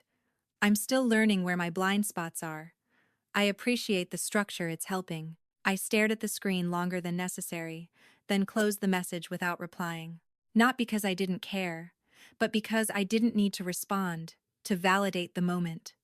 Some things don't require commentary. They just require space to continue. That night, I sat alone in my apartment with a glass of water and the city lights spilling in through the windows. I thought about how different my life felt from the one I had imagined for so long. I had once believed that healing would come in the form of a dramatic apology, a public acknowledgement, a moment where everyone finally understood what they had done. What I got instead was something quieter, slower, harder to explain. I got consistency. I got people choosing differently over time, without guarantees, without speeches. I got to choose differently too, to stop overfunctioning, to stop absorbing responsibility that wasn't mine, to stop shrinking in anticipation of someone else's discomfort. The truth is, I had spent years believing that if I could just explain myself well enough, if I could just prove my value clearly enough, things would change. But change didn't come from explanation. It came from boundaries, from action, from refusing to participate in the old dynamics, even when they felt familiar. A few weeks later, I received an invitation in the mail. My parents were hosting a small family gathering. Nothing formal, no celebration, just dinner. They asked if I wanted to come. I considered it carefully before responding. This time, I said yes, not out of obligation, not out of hope, but out of choice. The dinner was different, quieter. There were fewer jokes at anyone's expense. Conversations didn't orbit around a single person. When I spoke, people listened. When someone interrupted, my mother gently redirected the conversation back to me. It wasn't perfect. There were awkward pauses. Old habits flickered at the edges. But the effort was visible. And effort, I had learned, was the real currency of change. As I drove home that night, I realized something that would have terrified me a year earlier. Even if this progress stopped tomorrow, even if old patterns returned, I would still be okay. Because my sense of self no longer depended on their behavior. That was the real shift. The one no one applauds. The one that doesn't show up on resumes or in family photo albums. I had stopped waiting for permission to take up space. And once you do that, everything else, reconciliation, distance, growth, loss, becomes something you can meet standing upright, instead of bracing for collapse. If there's one thing I've learned through all of this, it's that healing isn't a single event. It's a practice. A series of choices made quietly, repeatedly, without certainty. You don't need a perfect ending to begin living differently. Sometimes, the most powerful chapter is the one where you finally trust yourself enough to move forward without rewriting the past, and without asking anyone else to walk ahead of you. That's where I am now, not healed in the way stories promise, but grounded. And for the first time in my life, that feels like more than enough. By the time spring arrived, I had stopped measuring my days by how other people reacted to me. That alone felt like a quiet miracle. The world outside my windows softened, trees budding, longer evenings, light lingering in ways it hadn't before, and somewhere in that shift, I noticed something else changing too. I was no longer waiting for the next shoe to drop.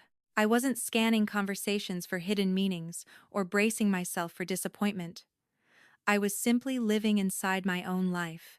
That didn't mean everything was resolved. Healing rarely works that way. It meant I had learned how to stand without constantly explaining myself. At work, the expansion project moved into its final phase. The pressure was still there, but it felt different now, less personal, more purposeful. I trusted my team. I trusted the systems I'd helped build. And for the first time, I trusted myself without qualification. Meetings no longer felt like performances I had to manage. They felt like collaborations I could guide. Emily remained consistent. That was the part that mattered most. Not grand gestures, not emotional declarations, just consistency. She did the work. She asked for feedback and actually used it. She corrected mistakes without deflecting. Over time, the tension others had once sensed between us dissolved into something neutral and professional. People stopped watching us so closely. The story they thought they were witnessing lost its energy and faded into the background.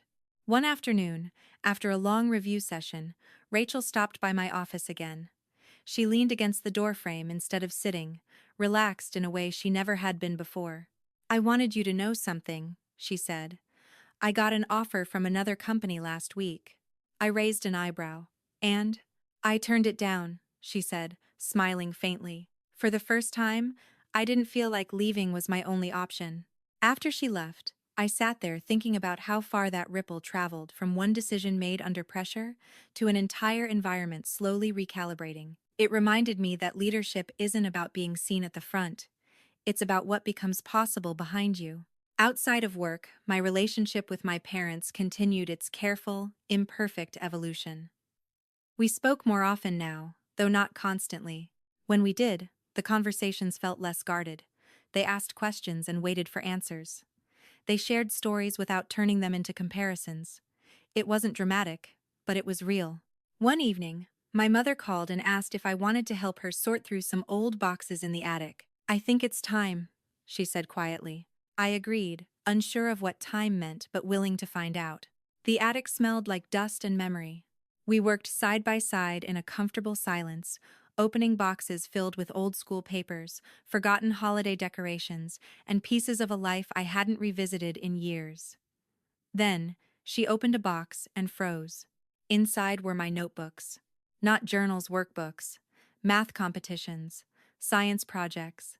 Essays with teachers' notes in the margins, praising clarity and insight. She picked one up slowly, like it might disappear if she moved too fast. "I remember this," she said. "You were so excited about it." I watched her turn the pages, her expression changing as she read.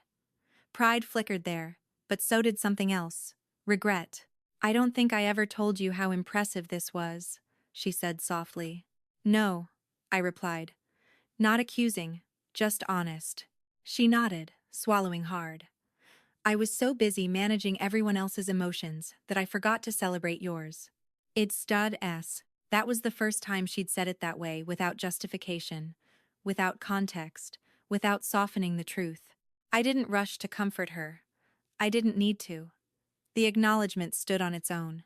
Later that night, as I drove home, I realized something important. I no longer needed my parents to understand everything in order to move forward. Their growth mattered, yes, but it wasn't the foundation of my stability anymore. I had built that elsewhere. A few weeks later, Amali reached out again, not by text this time, but with a voicemail. Her voice was hesitant but steady. "I know we don't really talk," she said, "and I respect that. I just wanted to say, I'm starting to understand how much space you gave me growing up, and how little I noticed. I don't expect anything from you. I just didn't want that understanding to stay unspoken." I listened to it twice, then once more, before saving it. I didn't call her back immediately. I let it sit not as avoidance, but as space. Some truths need room to breathe before you respond to them. When I did reply, a few days later, my message was simple. "I hear you. Keep going." That was it. The response came quickly. "I will." Summer arrived quietly, like a promise kept. Work settled into a steady rhythm. My parents continued showing up in small, consistent ways. Amali continued doing the work internally and externally. Nothing felt perfect, but nothing felt performative either. And somewhere in that steadiness, I felt something I hadn't expected. Peace. Not the kind that comes from resolution, but the kind that comes from alignment, from knowing who you are and no longer negotiating that truth for comfort or approval. I had spent most of my life believing that being loved meant being useful, that belonging required sacrifice, that silence was the price of stability. Letting go of those beliefs didn't happen all at once. It happened in moments, choosing not to over-explain, not to rescue, not to disappear. I learned that being the strong one doesn't mean you never need support. It means you know when to stop carrying what isn't yours. I learned that forgiveness isn't something you grant as a reward for change. It's something that grows naturally when accountability becomes consistent. And most importantly, I learned that visibility isn't given. It's claimed. If you've ever been the person who held everything together while being overlooked, I want you to hear this clearly. You are not difficult for wanting to be seen. You are not selfish for setting boundaries. You are not wrong for stepping into your own life fully, even if it disrupts the stories others have told themselves about you. Sometimes the bravest thing you can do isn't confronting someone else. It's finally choosing yourself quietly, firmly, and without apology. That's what I did. And once I did, everything else had room to become exactly what it needed to be. By the time autumn returned, I realized I had crossed a threshold I hadn't known existed. Not a finish line, those are myths we tell ourselves, but a place where the past no longer dictated the shape of my days. The air had cooled, the city moved with a steadier rhythm, and I felt anchored in a way that didn't require constant effort. I wasn't healing anymore. I was living. That distinction mattered. At work, the expansion officially launched. The announcement went out company-wide, and the response was measured, professional, exactly as it should be. I stood at the back of the room during the presentation, watching teams settle into roles they understood and trusted. Leadership isn't always visible from the podium. Sometimes it's visible in the absence of chaos. Afterward, Margaret pulled me aside. "You've built something durable," she said. "Not flashy, durable." I thanked her, and meant it. Durability was a value I'd earned the hard way. Amali remained steady. That was still the most meaningful change. Not a single dramatic apology, not a public reckoning, just a long, unbroken line of responsible choices. She'd stopped orbiting my approval. She'd stopped competing in a race that only existed in her head. And in doing so, she'd become quieter, yes, but also more real. We didn't meet socially. We didn't trade updates. When our paths crossed at work, the exchanges were brief and respectful. There was no warmth, but there was no edge either. I understood now that closeness isn't the only measure of progress. Sometimes, distance, healthy, intentional distance, is what allows people to grow without constantly reopening old wounds. One afternoon, Rachel invited me to coffee. Not a meeting, not a debrief, just coffee. We sat by the window of a small cafe across the street, watching pedestrians hurry past with their coats pulled tight. She stirred her drink and smiled. "I've been thinking about something," she said. "About how different this place feels now." I waited. "There's less fear," she continued. "Less guessing. People aren't watching each other the way they used to." I nodded. "Clarity does that." She met my eyes. "You know, you could have taken that moment when everything came out and turned it into something very different. You didn't. And that choice changed more than one career." After she left, I walked back to my office slowly, letting that sink in. This was the long view. The part no one sees when they're chasing a moment of vindication. The quiet aftermath, where your decisions become part of the environment others breathe. At home, my life had settled into a rhythm that felt like mine. Evenings were unhurried. Weekends were mine to shape instead of recover from. I cooked more. I read more. I said no without rehearsing explanations. The absence of constant emotional management created space for things I hadn't known I'd been missing. One Sunday morning, I received a letter in the mail. Not from a mailie, not from work, from myself. I'd written it months earlier, during a sleepless night after the boardroom meeting, and sealed it with instructions to open it later. I had forgotten about it entirely. The handwriting was tight, anxious, unmistakably mine from a different chapter. I wrote about fear, about the terror of finally being seen and what might be demanded of me once I was.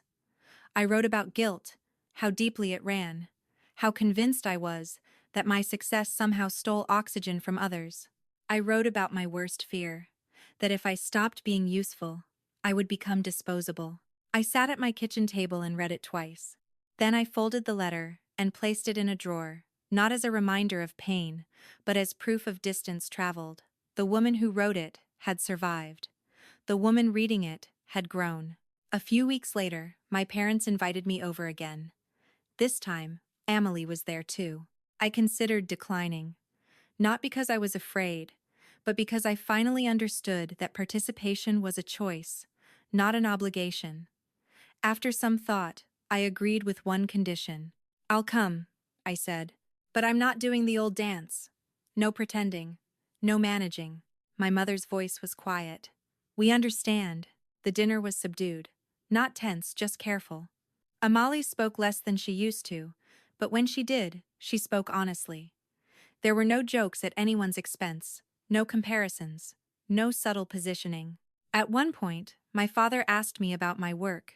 He listened all the way through my answer, didn't interrupt, didn't redirect.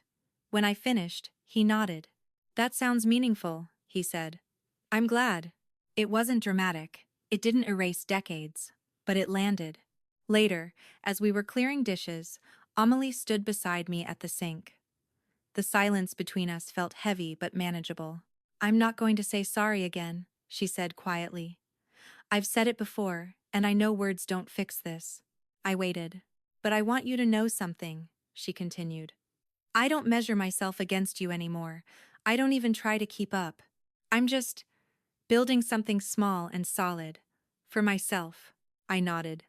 "That's enough." We didn't hug. We didn't cry. We went back to the table. On the drive home, I realized I wasn't replaying the evening in my head. I wasn't cataloging missteps or searching for subtext. I was simply done. Not done with my family. Done with the version of myself that believed peace required vigilance. The truth is, I didn't get a neat resolution. There was no single moment where everything was forgiven and forgotten. There were moments of progress, moments of discomfort, moments of clarity. And that was enough. Because somewhere along the way, I stopped waiting for my family to validate my existence. I validated it myself. I stopped shrinking to fit the space others were willing to give me, and started occupying the space I needed. I stopped believing that love required endurance. I stopped confusing silence with strength. If you're listening to this, and thinking about your own family, your own workplace, your own long history of being the one who holds everything together, I want you to hear this. You don't have to burn bridges to stop crossing them alone. You don't need a dramatic reckoning to change your life.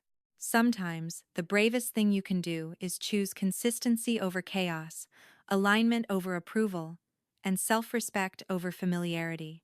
That's what I chose. And even though the story didn't end the way I once imagined, it finally began the way it always should have with me, standing in my own life, unafraid to take up space.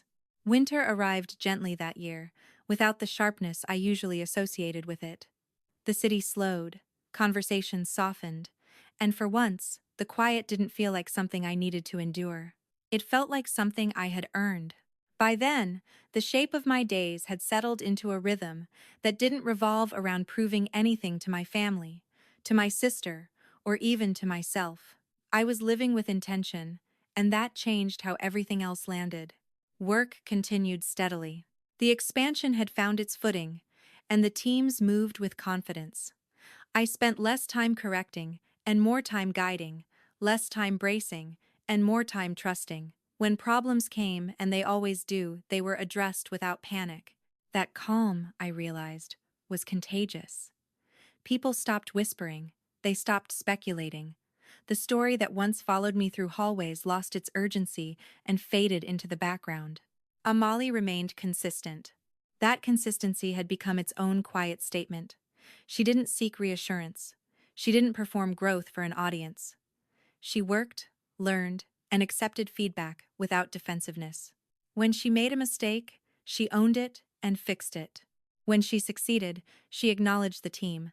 I noticed how others responded to her now, not with fascination or suspicion, but with respect that grew from reliability. Respect earned slowly tends to last. We still kept our distance, and that was deliberate. I understood by then that closeness wasn't a prize you awarded someone for good behavior. It was a choice you made when trust had been rebuilt enough to support it. For now, the distance was doing its job. It allowed both of us to keep growing without reopening old wounds before they had fully healed.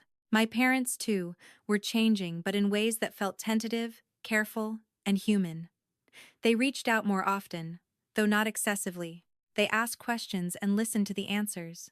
When they didn't know what to say, they didn't rush to fill the silence. That alone was new. They were learning to sit with discomfort instead of smoothing it over. One evening, my mother called and asked if I would come over for dinner.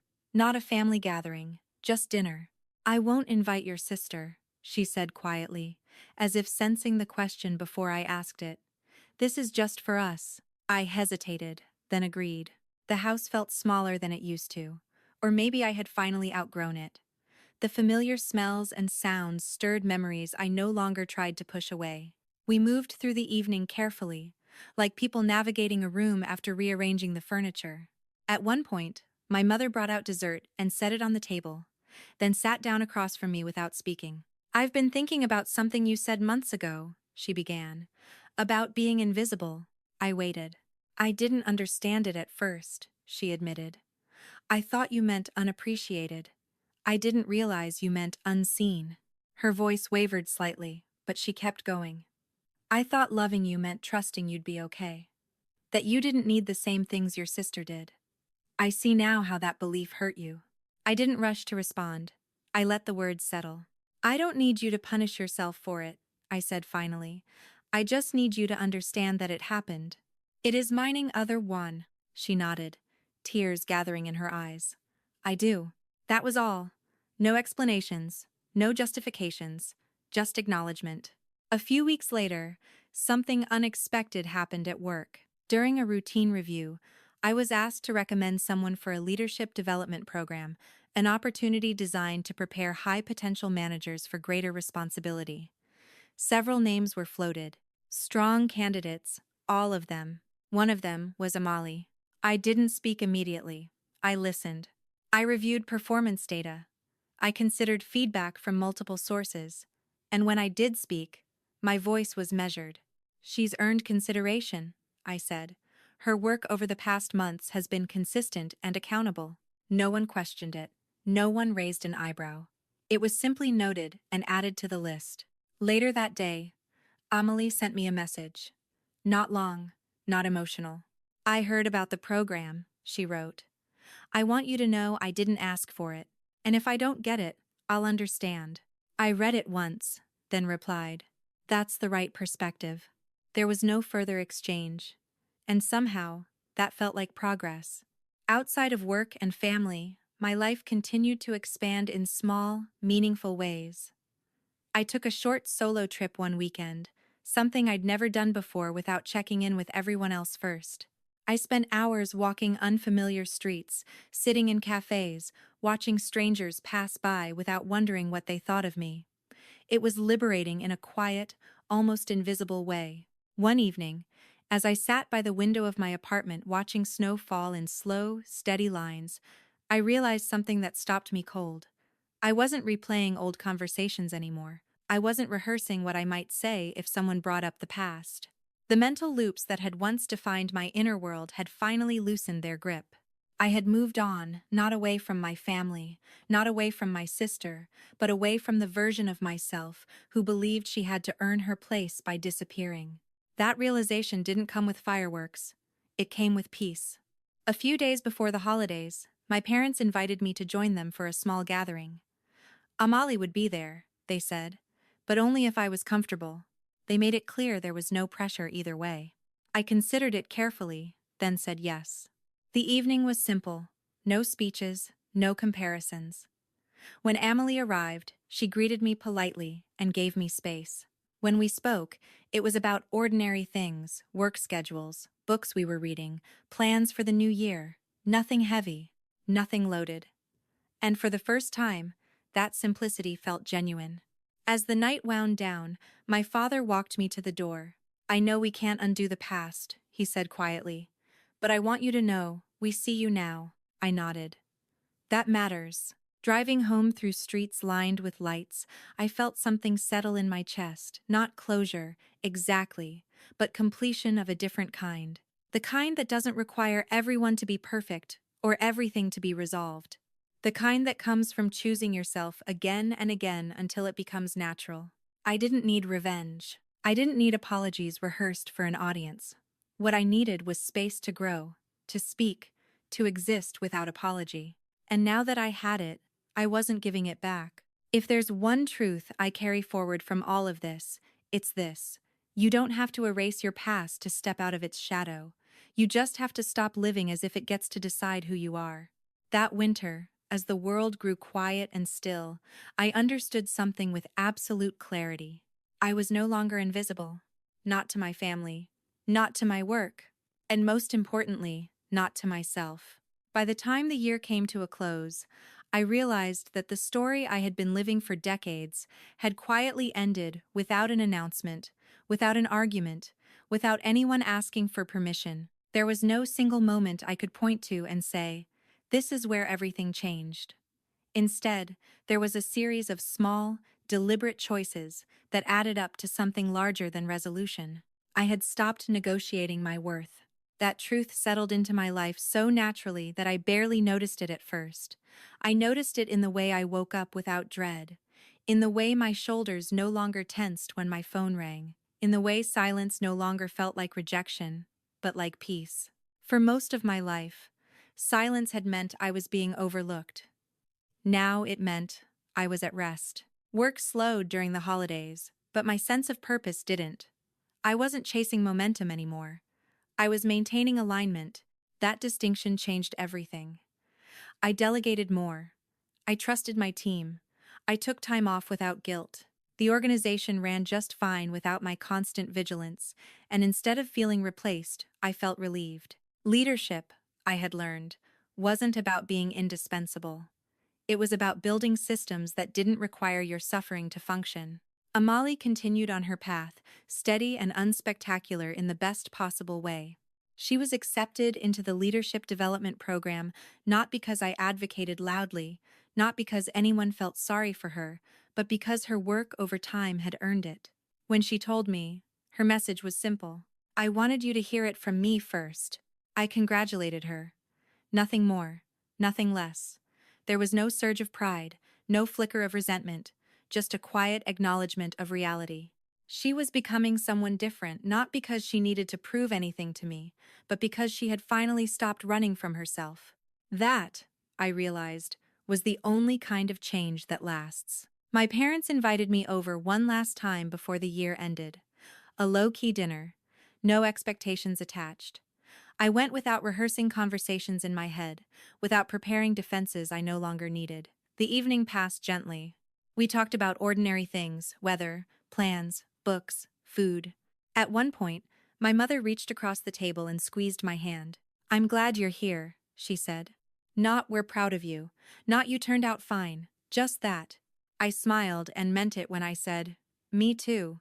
Later, as I stood to leave, my father hugged me brief, awkward, sincere.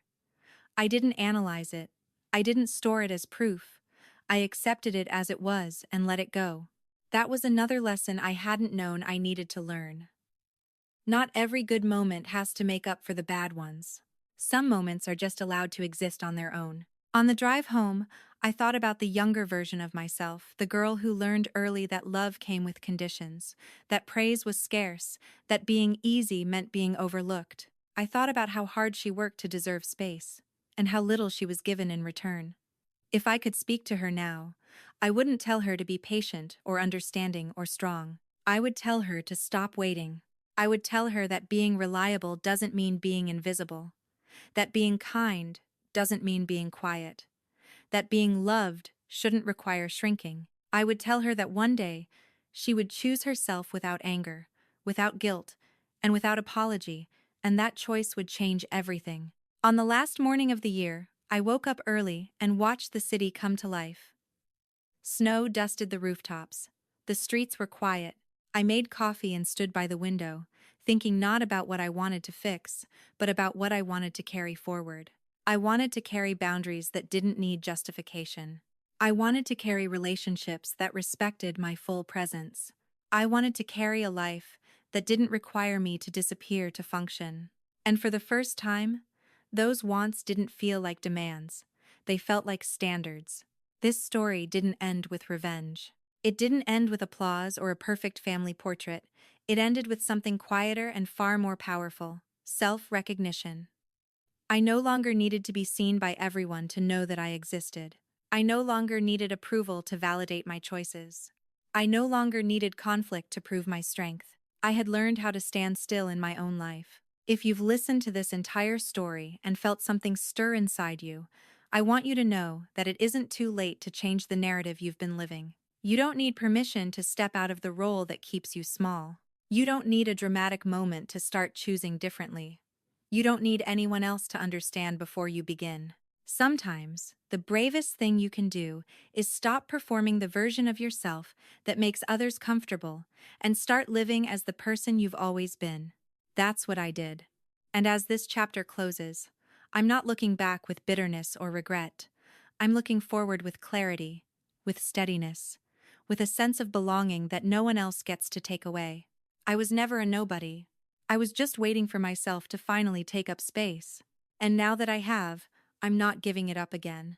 This story was never really about a sister, a promotion, or a title taken away. At its core, it was about something far more familiar and far more painful, the experience of being invisible in the place where you should have felt safest. It was about what happens when someone grows up learning that love is conditional, attention is limited, and silence is the price of peace. And it was about the moment when that silence finally breaks, not with anger or revenge, but with clarity.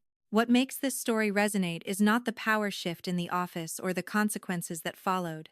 It's the quiet transformation underneath it all. The realization that self-worth cannot depend on being chosen, praised, or finally understood by others. The understanding that healing doesn't always look like confrontation. It often looks like boundaries, consistency, and the courage to stop shrinking. If you saw yourself anywhere in this story, if you've ever been the responsible one, the overlooked one, the person who carried more than anyone noticed, know this. You are not invisible. You never were. Sometimes the world just takes a long time to catch up to the truth you've been living with all along. If stories like this speak to you, if you value deep, emotional storytelling about resilience, self-respect, and quiet strength, I invite you to subscribe to Revenge Tale Network. We share stories that don't just entertain, but stay with you long after the video ends. Thank you for listening, for feeling, and for being here.